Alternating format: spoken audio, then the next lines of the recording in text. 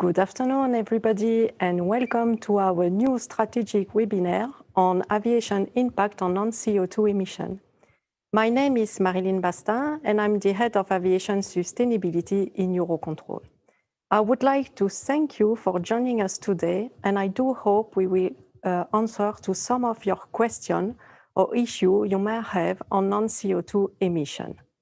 This 8th strategic webinar aims to explore the non-CO₂ climate impact of flying, focusing primarily on contrail, cirrus cloud, and the emission of the nitrogen oxide, also called NOx, and how we could reduce them. Last November, a publication from the European Commission on the aviation impact on climate change suggests that 2/3 of aviation emission comes from non-CO₂ emission, mostly contrails. Recent studies have shown that this non-CO₂ effect could be reduced substantially if the air traffic management community takes coordinated action. On the operational front, MUAC, Maastricht Upper Area Control Center, in partnership with DLR, the German Aerospace Center, has launched some trials about contrail prevention, the first of its kind. But what is the current understanding of the main climate impact of this non-CO₂ emission? How can the aviation industry best address this non-CO₂ emission? What has been already done on the operational side? What are the key challenges from both a technological and operational side to mitigate this non-CO₂ effect? And finally, what other measures could be taken to reduce and to mitigate this impact? During this webinar with our panelists, and thanks to your active contribution, we will try to answer to those questions. And at the end of this webinar, we do hope that you will have a better understanding of the complexity of the non-CO₂ emission, that the ATM industry community has been working on this matter for many years and is still working on it to find some solution. I'm quite happy today because I have a quite impressive panel. Our 3 panelists are main experts and they are working on this matter for many years. And it's my pleasure to introduce you Professor Dr. Robert Southern, who has been working on climate modeling for about 4 decades. And since 1991, he has been leading the Department of Earth System Modeling for the DLR Institute of Atmospheric Physics. Then it's my pleasure to introduce you Rüdiger Hermantraut, who has been working for EUROCONTROL since 1996. He has started his career at the Experimental Center at Bretigny in France, and then he has been working for MUAC at different positions, and he is now the senior project leader on this Avoidance of Contrail project at MUAC. And finally, I would like to introduce Mrs. Olivia Nunez, who has been working in the air traffic management for at least 30 years. She has been working for 20 years as an air traffic controller and a supervisor for the en route and TMA, and then she became an operational expert for the CESAR joint undertaking. Our 3 panelists will make a 5-minute presentation to share their view and experience around non-CO₂ emission.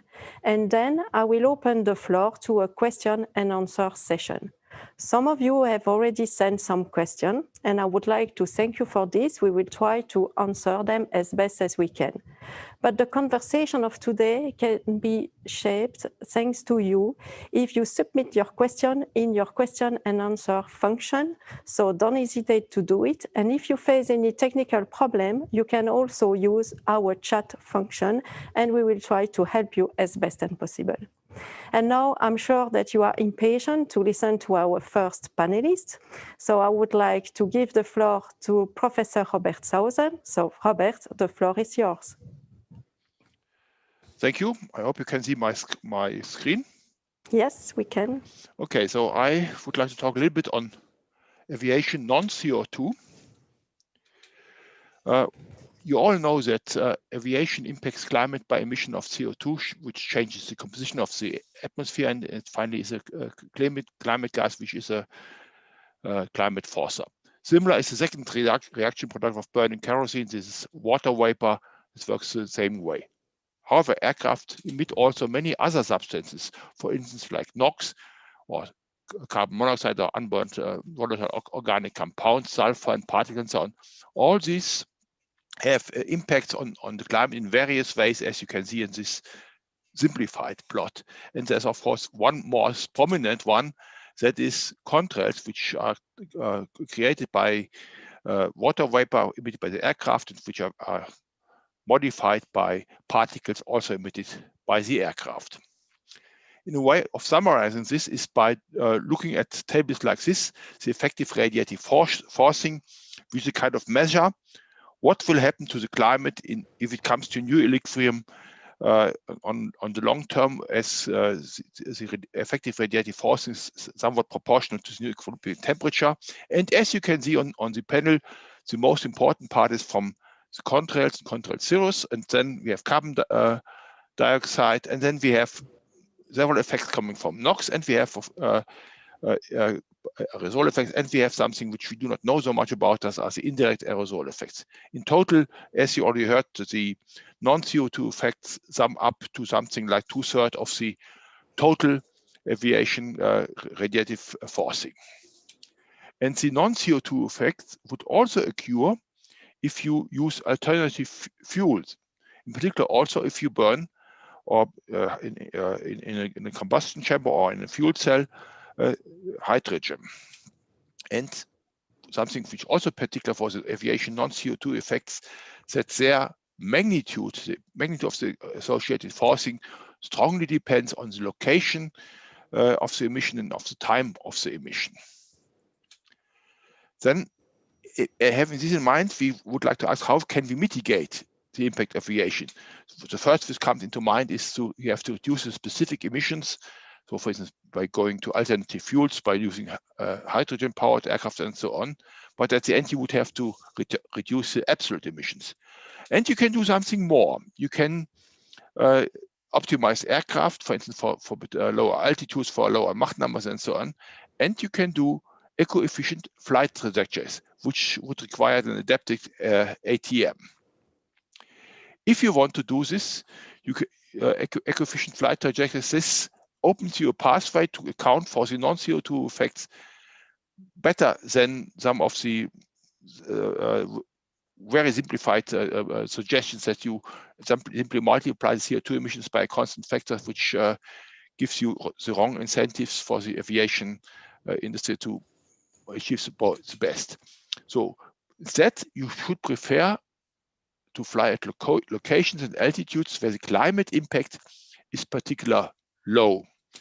This is illustrated by these two diagrams, where you have two different weather situations. You have in darker and lighter brownish colors, you see high and smaller impacts. Traditionally, you would fly, for instance, like a great circle or following the most strongest tailwinds, and you would fly on the red line, for instance. But if you have adapted aircraft, adapted flights, you would fly, for instance, the green way, where you have a smaller impact on the climate. The question is, how would this work? And this is illustrated in that way, where you see in this diagram on the horizontal axis the change in climate impacts, on the vertical axis the change in fuel burn. You also could put total operational costs on the vertical axis. And what you see here, you can achieve quite a lot, up to 50% and even more of climate change for only 1 or 2% of additional fuel burn. So it's a way to do this. And that is what we are trying to currently together with MUAC. And eventually we would like to demonstrate this method more extensively in a German LUFO project, where also MUAC participates as an associated partner. And this brings me to the end of my short presentation. I will give you a kind of summary. What you have learned: aviation significantly contributes to global warming, and the aviation share has been growing until COVID-19, and but this is exceptionally. And the non-CO₂ effects of aviation are particularly large. They are larger than in many other industrial sectors. And if you compare the non-CO₂ effects with the CO₂ effects, you need to properly suitable methods to do this. And we need to know that in the few recent years, the knowledge about the non-CO₂ effects has increased substantially in the recent years. From the non-CO₂ effects, some are warming, some are cooling. And there remains a high uncertainty with respect to the indirect aerosol effects. But nevertheless, this is not sufficient not to act. A part of uncertainty is, for instance, to the everyday weather variability, and you can already act right now. And as the lifetime of the non-CO₂ effect is shorter than CO₂ effect, but the forcing is larger, and you can mitigate the aviation effects by reduction of the specific emissions, by alternative fuel, and by eco-efficient flight trajectories. And the special case of this is avoiding contrails or persistent contrails, as we will hear more about this in the course of this presentation. Thank you for your attention. Thank you, Robert, for this very interesting presentation. We just learned that by playing on climate trajectory, we can try to mitigate this non-CO₂ emission, meaning contrails, and it gives the perfect floor for Rüdiger to explain the live trials at MUAC. So please, Rüdiger, the floor is yours. Thank you very much, Marilyn. I will try to show my presentation.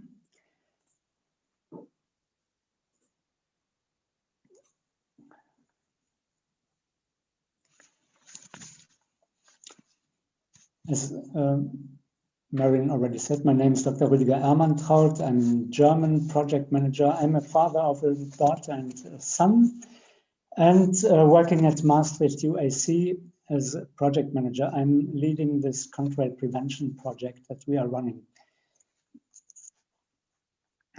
Just a second. As Robert said, with 2/3 of aviation's climate change impact believed to come from aircraft non-CO₂ emissions, prevention of contrails has a key role to play in the mitigation of climate impact of aviation. Maastricht UAC is conducting a live contrail prevention trial in 2021. This contrail prevention trial is the first of its kind in the world and will investigate the operational feasibility of contrail prevention by ATC and evaluate its impact. Is that okay? Yeah, that's okay. Oh, sorry, I should have. So what is or who is Maastricht Upper Area Control? I've gathered some slides. You see the airspace. We are operating airspace for the Netherlands, Belgium, and parts of northern Germany and Luxembourg. And Maastricht is located in that little spot where the arrow points to. We're employing about 700 people, from which about 300 are operational. And there are also lots of, we do our own training, engineering, administration, and other stuff. We have the specificity to operate cross-border airspace for the 4 states. And we also have the specificity to operate military operations for Germany and the Netherlands. And militaries are parts of our complexity as well. With the contrail prevention trial, it is assessing how to avoid environmental warming caused by persistent contrails with eco-efficient flight trajectories in live operations. NEOC is examining relatively minor operational measures, such as diverting aircraft 2,000 feet up or down from their normal flight path in order to reduce persistent contrail formation and contrail cirrus. This requires the creation of a contrail prediction system, the implementation of, and that is, no, another slide, excuse me, I jumped this one. We are doing that trial, and it's a big opportunity. At the moment, our world is suffering from the low traffic caused by the COVID crisis. But for such a trial that we are running, it is an opportunity. We know that the air aviation industry has to come back. When it comes back, we will encounter the environmental impact. So we're taking this traffic downturn as an opportunity, and we will be ready then also with additional procedures to normal traffic levels when necessary. There is the different difficulties, of course, are the contrail prevention. The ice supersaturation regions must be prevented. There's issues on the predictability of that. We will adapt our working processes, and we will evaluate the environmental benefit. We hear from our airlines the feedback that there is a problematic of CO2 emission charges, because typically these contrail prevention measures add CO2 fuel burn, and the airlines have to pay CO2 taxes. Now, the prediction, as I said, is an issue. At the moment, we try to predict ice supersaturated regions from which we deviate the aircraft then vertically only. And that prediction is an issue today. We are validating that system, and but we see that there are issues, definitely more work to be invested in here.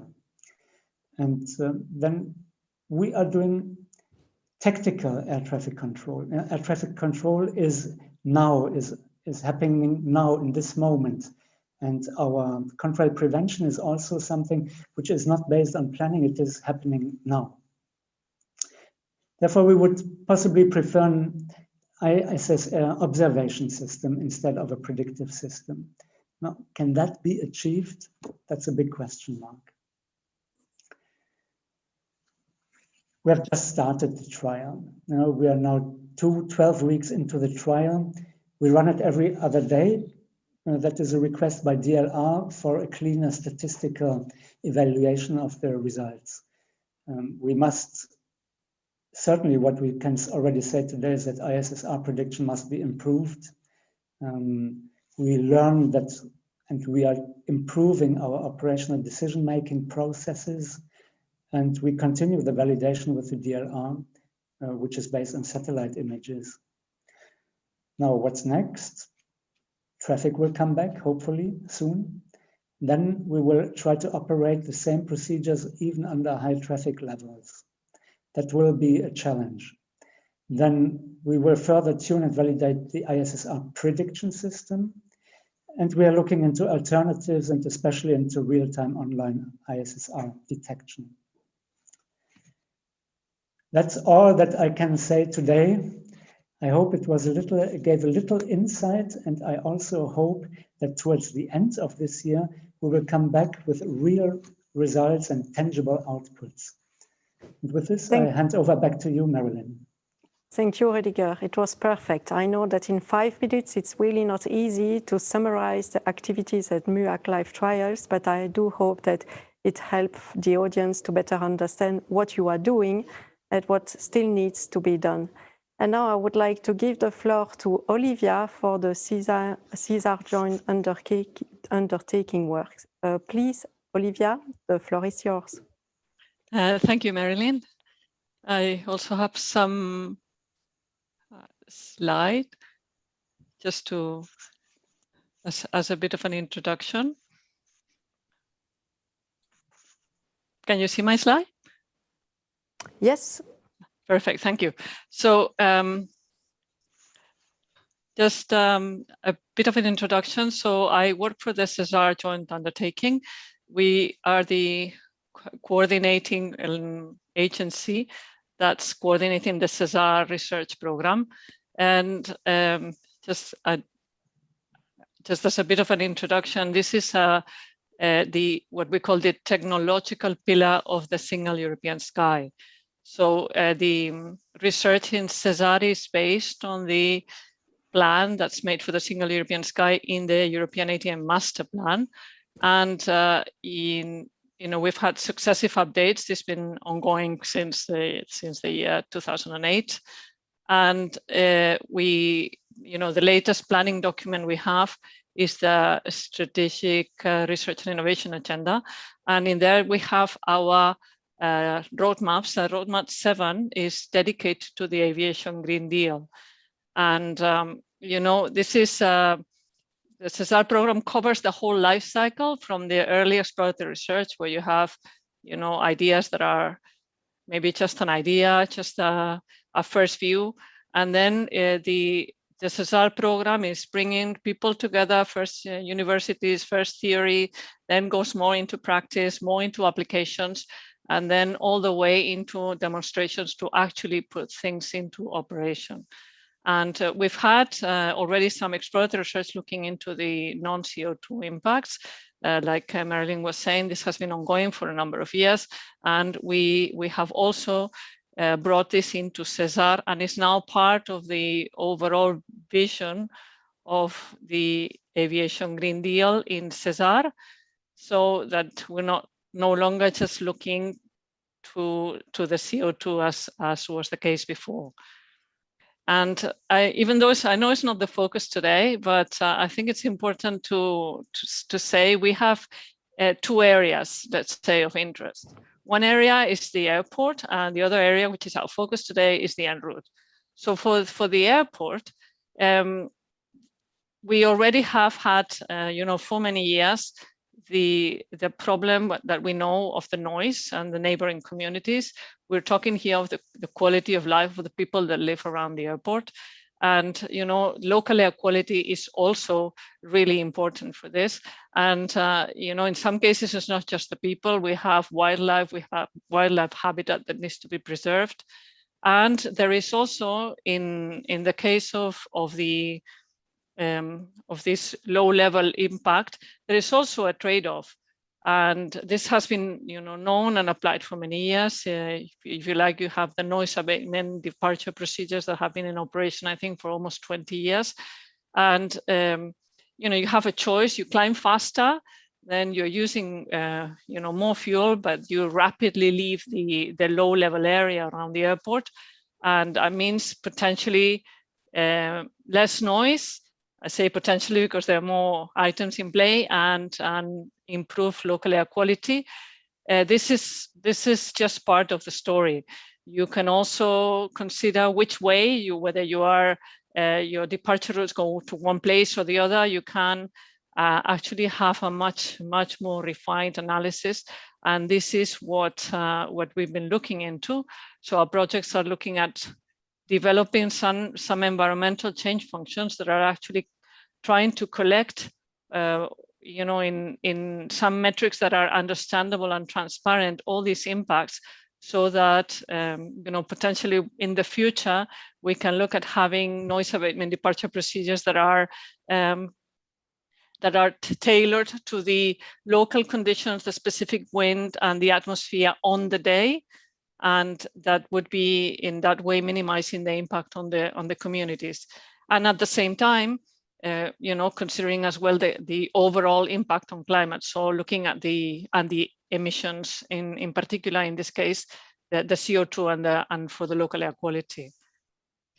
Then I'll just going on to our focus today, which is actually the en route and the contrails or the aviation-induced cloudiness.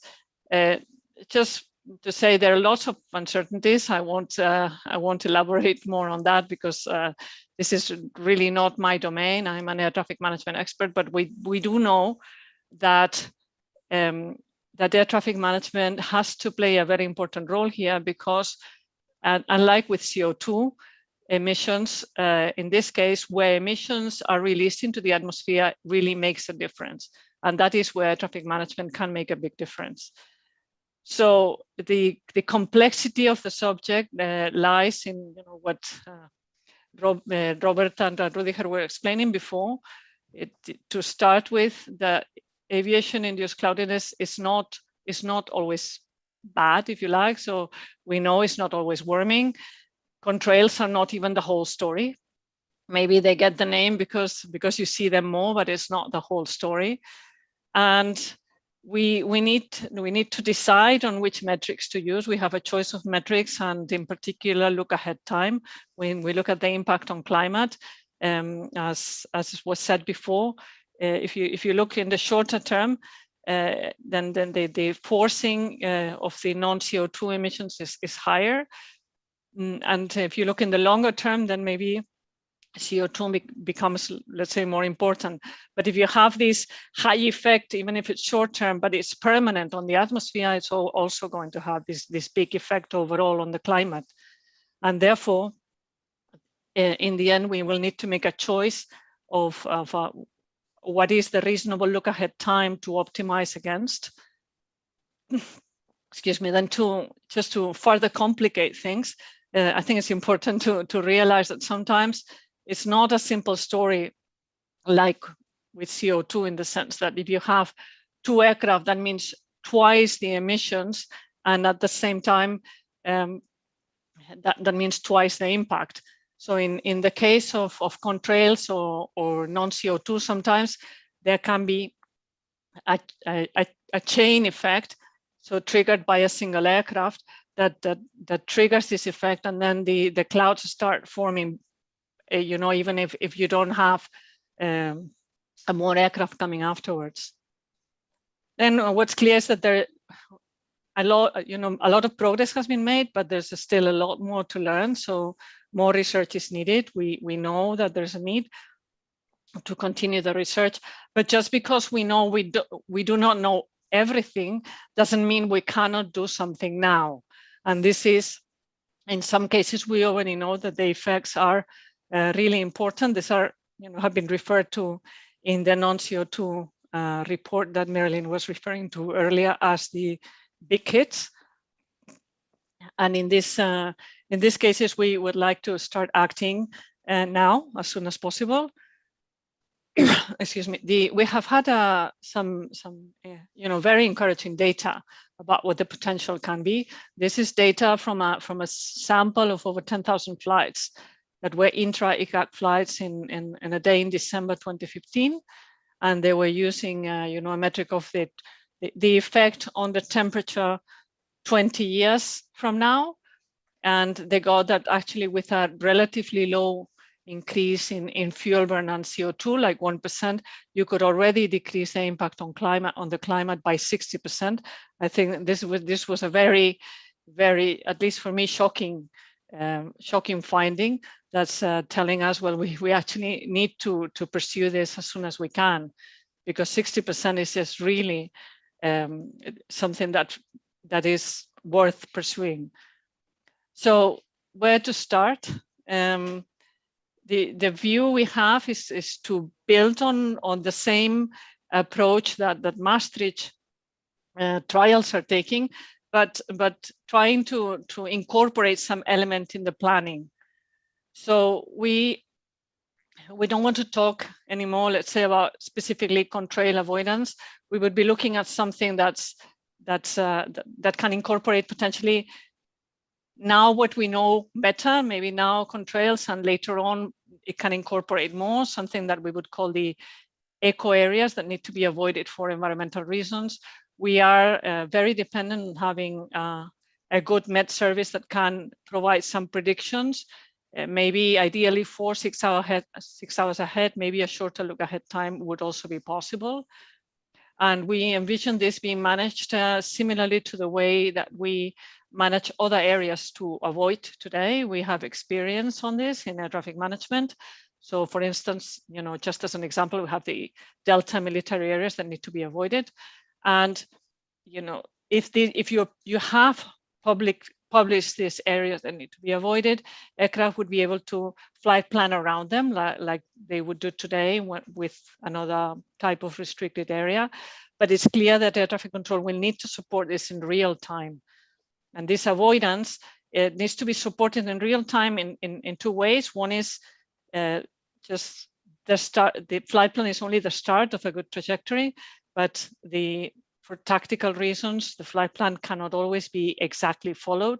And it's important that air traffic control knows when an altitude has been planned because environmental reasons. It's not just that was the altitude that was maybe not the best one. And then secondly, because it is hopefully this is going to be combined with some real-time monitoring. And so if the prediction, let's say, is not confirmed, then we should be able to release these eco areas so that the aircraft can fly, and in this way we are minimizing the deviation to strictly when we are sure that the effect is negative. And then what we know is that eventually this is all dependent on prediction and on data. So we'll probably need to strengthen the downlink of humidity data, which is part of the story only, but it's maybe it's not the most common data to be downlinked today from aircraft, and it would be needed. And Olivia, we yes? are running short of time because it's more than 10 minutes already. So could you please try to conclude? Then we can start the question and answer session. Thank you. Yes, and thank you, Marilyn. Just to say that from our perspective, it's really important to be transparent. So this is part of the overall concept of the environmental performance dashboards that would be showing the transparency over what has been done and why it has been done, and the impact, the positive impact we're having on the atmosphere. And that's all on my side as an introduction. Thank you very much. Thank you, Olivia. It's perfect. It's good to know that we are not working only in the en route phase, but also at the airport level. So I think it's quite important to mention and to have a better view of where we are now regarding this non-CO₂ emission. And now I would like to start the question and answer session because we have more than 300 people that are connected, and I see a lot of questions that are put in the chat. So I will try to do it in a fair way. I will take some questions that have been sent in advance, and I will also take some questions directly from the chat. So I will start with the first question coming that has been sent in advance from Mr. William McMaster from Aegis. In your opinion, should the industry be focusing as much on non-CO₂ emission as CO₂ emission? So I think it's a good question. So what do we have to do now? Because we know that we have this non-CO₂ emission, we have the CO₂ emission decrease pressure coming from the Green Deal. So what do we do? Olivia, do you have something to say about this? But just from our perspective, yes, I can say that clearly, the regulation today and the focus is on CO₂, because there is the uncertainty we have regarding the non-CO₂. So yes, the basis today is the CO₂, but we want to work towards this avoiding at least the big hits. So we envision in CESAR as an R&D program that we will know more, and as we know more, in the end, what we want is to take into account the impact on climate wherever it comes from. Okay, thank you, Olivia. I see another question from the chat about the use of biofuel. So would biofuel reduce contrail formation? If so, can we estimate the reduction?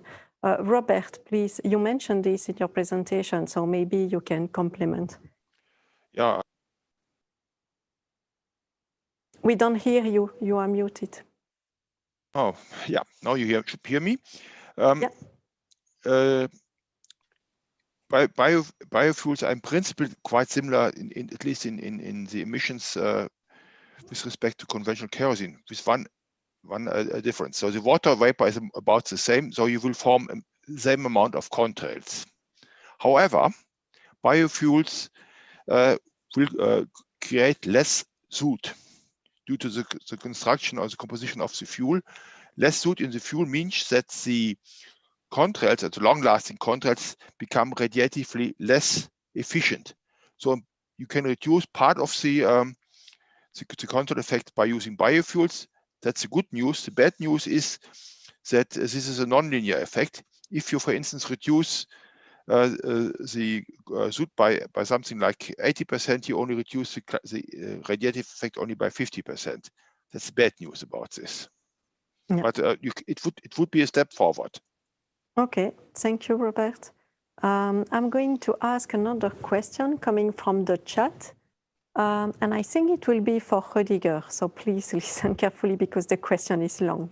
How do you see these eco-friendly trajectories being implemented? There are a lot of operational, business and regulatory implications for INSP airlines and network manager, amongst other stakeholders. So yes, how could we do this? Long question, short answer, by giving a climb to or a descent to clearance. That is what we are doing. We are not in the regulation part. We are not trying, absolutely not trying to regulate airspace. We don't regulate airspace due to contrail or presence of ice supersaturation. We keep the airspace, we block the airspace, but it is open for safety, of course. If needed, we take the airspace. And otherwise, we very simple. We give a climb and a descent clearance. Hopefully not more than 2,000 feet, and that's all that we do. Yeah, but Rüdiger, I think that the question behind was more, how do you take into account some airlines, for instance, decision, because maybe they don't agree, you know, to fly a climate trajectory, meaning more fuel burn, and it goes against their own requirements. So how do you deal with this kind of, you know, opposite specification? I think in your question, there are two parts in it. One is the airline operators. And for good reasons, they say we are possibly eventually burning more fuel. That is not always the case, because even today, it is rare that you're on a true optimal profile in our crowded airspace. You are already deviated from your optimal profile just because of airspace, complexity, saturation. So, and we think the difference between additional contrail prevention and that, anyhow, the non-optimality of our current system is not so big. But yet, airlines have a point here. And also environmentally spoken, burning more CO2 is, of course, has also a counter effect. So we should really avoid burning additional fuel. And that also gives very high requirements on our system, on the predictability of this, of the ice supersaturation, on the minimization and the surgical way that we deal with the contrail prevention. That is really important. Yeah, thank you, Rüdiger. And now I will take another question that has been sent in advance from Luis Escobar from the CES unit within DG Move. So in your opinion, what is the role that European legislator and policymakers should play in this field? Maybe Robert. Yeah, Maya, I can answer this also. Yeah. Might help to solve quite a few questions. If you want airlines to follow eco-efficient flight trajectory, however they are created, there need to be incentives for doing this. Or if you do not want to force them on a particular, very particular route, this might be the better way to do it by incentives. One way might be including the non-CO₂ effects into the European emission trading system by calculating the non-CO₂ effects into eco-efficient into CO₂ equivalents, as has been done in this one diagram which I showed you in slides 3 or 4. And if you do this, you find out that say if you have a price for CO₂ equivalent, something more than 10 or 15 euros per ton, an airline normally would do everything to go along to minimal climate impact, because it pays off for them. Thank you. Indeed, it's an interesting proposal, an incentive via the ETS scheme, quite interesting. I don't know if Olivia would like to comment on this via the CESAR joint undertakings perspective. Yes, thank you, Marilyn. Just from our perspective, just to say that the technical possibilities are many. And what we try to do from our point of view is to encourage research to showcase the possibilities that exist. And in the end, the technical design has to be driven by a policy decision. Then at this stage, maybe from our perspective, to say that also after the non-CO₂ report has come out, it's become clear that this is going to be paramount in terms of limiting the impact of aviation on the environment, which is a societal demand. And what's maybe at this stage, before thinking of the implementation, we also need to plan how we're going to go about finding the best way forward and coordinate. There is a lot of work that's needed in terms of research and coordination to find the best way forward, so that we can provide evidence, because in the end, this is what we need in order to be able to implement these concepts. We need evidence and more knowledge. Thank you, Olivia. I will take another question from the chat. Is it possible to measure the effect of contrail avoidance by one aircraft, or is it just estimation at this stage? Rüdiger, maybe you can answer, or Robert? Maybe Robert, yes. Yeah, and actually, as we know the individual aircraft, we can associate the contrails, which this has formed a persistent contrail. We can really say at this stage, this aircraft did not form a contrail which it would have formed if it was not have been deviated. In the current stage, we do not do this in terms of radiative forcing. We just do the one step prior. Can we avoid producing persistent contrails at all? And that's we at least we hope to demonstrate by satellite observations of the flights. And from Newark, we know, of course, where the aircraft has been flying. Thank you, Robert. I will take also another question that has been sent in advance, because it also answers to some of the questions that have been put in the chat. But where are we in terms of metrics? So it's a question from Gregor Tam from DFS. Climate protection is more than saving CO₂. However, the climate debate is focusing very intensively on saving CO₂. When we will be able to pursue an integrated approach that considers CO₂, other emission, and warming, cooling effect from contrails? So Olivia, do you want to comment on this? Maybe to say our projects so far have used the ATR, the average temperature response, in 20 years and 100 years. And we think that this is actually intuitively a very good metric, because it's giving you, the effect of all this, rather than, even more so than the kilos of CO₂ that we are used to. However, eventually we understand this is part of an overall approach for aviation and maybe for other transport modes. So maybe it will be necessary to come to an agreement of what is the best metric for everybody, so that we can talk to each other. Yeah, thank you. I will ask another question to Rüdiger, because it's about the MUAC trials. MUAC operates tactical contrail prevention, that means decision in real time. Other projects and efforts are about flight planning to avoid contrail.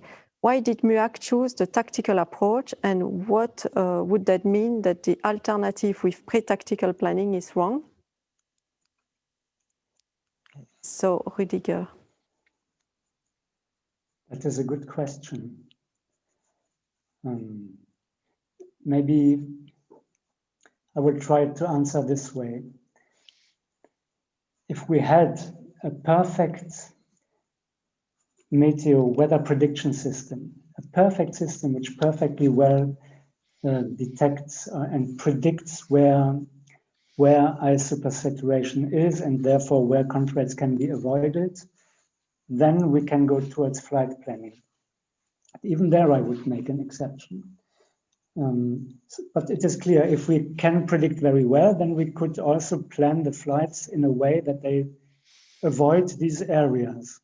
That is the logic. That is also the logic that Olivia mentioned before with these echo areas. However, there are 2 points that you have to see here. The first point is that weather prediction system is not existing, which is an important point. And the other point is a generic thing, which is that we already mentioned a little bit earlier, which is planability of flight paths against ATC. ATC in general is disturbing flight planning. We try our best. It is one of our objectives, the expeditious flow of traffic. But of course, if aircraft gets crowded, the flight plans are an indication. And therefore, I think our approach, certainly for high density and high levels of ATC, is a good one. We can achieve, we hope to achieve much higher accuracy and therefore have the better system. Now, that is true for the dense areas of the world, but there are many remote areas with also low ATC levels or just procedural ATC. And here, of course, actually the same is true. Flight planning is a solution for these areas, but if there was a high precision real-time system telling pilots to circumnavigate or to fly under or above high supersaturation, that again, in my opinion, would be better. Yeah? So in general, I would always favor the tactical system against the pre-tactical system. Thank you, Rediger. I think it's quite clear. I see a question in the chat that has a lot of success, so I'm going to ask it. Again, it's a long question, and I think it will be for Robert. So water is a major contributor to climate change. However, the current trend is to talk about hydrogen combustion of fuel cells, which would greatly increase H2O emissions. Is this being taken into account, or is it known that the effect of this new technology will be minor? If so, how do you know? Thanks. So it's a quite intensive question, but I think that it's quite interesting because indeed we are speaking a lot about hydrogen for the future of the aviation sector. So what will be the impact of this new technology on non-CO₂? Robert, please. Yeah, that's a good shot. Let me try to answer this. It's currently the impact of hydrogen powered aircraft is a big question in research. The first thing is correct. If you run such an aircraft for the same amount of energy needed to fly the aircraft, you emit more water vapor. If you emit more water vapor, you produce more contrails. That's simply. You avoid, if you fly by fuel cell powered hydrogen aircraft, you avoid all other non-CO₂ effects apart from the things which go with respect to water vapor. We know that there will be more contrails. What we do not know is how radiatively effective are they, because so far nobody measured a contrail from a hydrogen-powered aircraft or fuel cell-powered aircraft. We made some preliminary studies some 10 or 15 years ago in the context of the old European Union cryoplane project, and there it turned out that on the long term, say 20 years or so, when the CO₂ is gone from the traditional aircraft, this way would be better. But in order to, we had to make some assumptions on the size of the particle, because such an aircraft will not emit cloud condensation nuclei. The particles will be larger in the contrails, and they will sink more rapidly and dissolve more rapidly. So in this numerical study turned out that this is also with respect to radiative forcing is better. But actually, we need to know are these initial conditions which we assume for this contrails of hydrogen-powered aircraft correct, or are they wrong? Which can only be proved by a measurement. Thank you. Olivia, I don't know if you want to complement from a CESAR point of view. Did you look at this hydrogen and non-CO₂ relation? Yes, thank you, Marilyn. Well, it's actually in our to-do list, let's say. In all our models right now are taking into account existing aircraft types that are flying today. But we have definitely flagged the need to learn about what's going to happen with hydrogen aircraft and whatever comes. Yeah, okay, thank you. I'm reading at the same time the chat, so it's not so easy. I see another question that has a lot of success, and I think that, again, it will be for Robert. You said that the radiative forcing factor of non-CO₂ emission is roughly 2/3 of the aviation emission. If you consider that the total effect, including the endurance of these emissions, the fact that it's short-lived for the non-CO₂ compared to CO₂, which is long-lived for 100 years, what would be the share of the non-CO₂ emission of the total climate impact? That depends what you do, whether you look for pulse emissions or for sustained emissions. And if you look you have also, because there is two kinds of memories in the system. One kind of memory is how long does the effect stay in the atmosphere? And the second effect, how long does the climate system remember what has been done? It's simply like when you have cooking a pot of water on an oven. If you stop boiling, the oven still stays warm, and also the water still stays warm because the energy is already in. The same is here with the ocean. And the metric ATR, which has been mentioned several times before, takes account of this. And so this, and then you can get a more measure what is happening the next, say, several decades. And in this way, considering the non-CO₂ effects helps us to meet the phase until carbon neutral, total carbon neutral world, whichever will happen during this century, and it makes it easier to stay below a given threshold. May it be 1.5 or maybe 2 degrees or whatever might be thought about this. Therefore, it's necessary to do this now, because you can do this more rapidly than you can get new aircraft with new engines into power, which will take at least 2 decades until you have them in a reasonable amount of them available. While this kind of ATM measures you can do in order of 5 to 10 years, depending how fast policy decisions are made. Thank you, Robert. I see another question from Rüdiger in the chat. Which issue did you discover in the operational room during the first week of trial? Do you have some story to share or some findings to share about what happened during this first week of trial? Oh. The normal things. Not everybody. We are running an operational trial, which means our air traffic controllers are supposed to implement it. These things. So, and then we have, like with all humans, we are in a human system. And so we have all kinds of reactions from our air traffic controllers. And these are between just not having been aware enough about it, or having been briefed but already forgotten the briefing, these normal things. But we are improving on that. And of course, you have to see that we are basically doing night trials or late afternoon trials, and our traffic is extremely low.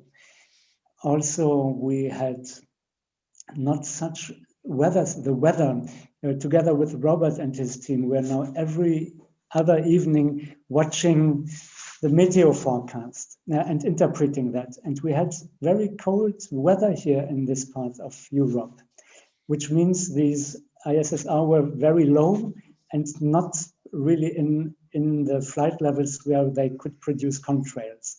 We had that very often in the starting of the year. So, which is at the moment, we did not give so many clearances actually. And that in return means that the return from the ops room is not very important at the moment. But we are doing questionnaires and we try to get feedback. And so we are definitely working and looking for higher traffic. And now the last days, meteo gets warmer and also the ISSR goes into our flight levels. So we get more contrail prevention the last weeks. Thank you, Rüdiger. I'm very sorry because we are almost at the end of our session. So I will not be able to tackle all the questions that have been sent into the chat, but I really thank you for participating so much. For your information, we will share the slides, of course, so you will have access to the chart because I see some question about it. So you will have access to the presentation that have been made today.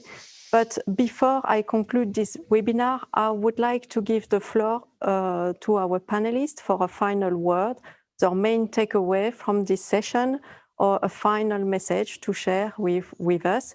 So I will start with Robert. Robert, do you have a final word to say? Yes, I think we should take the opportunity to go along eco-efficient flight trajectories, which we started as a very beginning phase, and because this opens the aviation industry and the airlines a way of reducing their climate impacts at rather low costs, and substantially reducing the climate impact at rather low cost. Yeah, thank you, Robert. Rüdiger, please, a final word. I think what we are doing at the moment is really like getting the low-hanging fruit, as somebody else said, and that is important. We can do something already today. That is the message. So every clearance counts. That's what we do at Maastricht. Thank you, Rüdiger. And Olivia, your turn. Thank you, Marilyn. So from my side, maybe to say that it's exciting times ahead. So being able to reduce the climate impact of aviation is, by the percentages we're talking about, is really exciting. And from our point of view, it's just also great to see that Europe is leading here, because we are really ahead. Like Rüdiger was saying, they're doing the first trials that we know in the world, and we are actually proposing to do things that have never been done before. And that's always exciting from our R&D point of view. Yeah, thank you, Olivia. And now I would like to conclude this webinar. So thanks to our 3 panelists, we have now a better overview of the non-CO₂ emission, including contrails, cirrus clouds, and NOx. We also learn how MUAC is assessing the operational feasibility to avoid contrails by the air traffic control. We also learn about what CESAR is doing in terms of non-CO₂ emission research at airport level, but also at the en route level.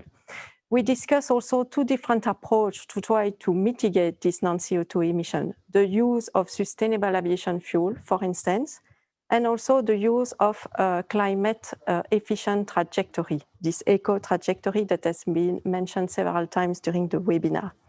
But if I want to conclude, aviation sustainability has many phases. It's noise, air quality, CO₂, and non-emission CO₂. And the aviation industry has to work on all these different dimensions. And it's already doing this. They are working on all these different dimensions. They are working on finding the best trade-off and compromises to be able to mitigate all these different impacts while becoming climate neutral by 2050 as required by the Green Deal. So it's quite challenging for us, but as it has been mentioned, we have to try it, we have to do it. There is no choice, by the way. Then the ITM community has the power to cut the climate impact of aviation. But of course, it requires collaborative and coordinated approach from the entire industry.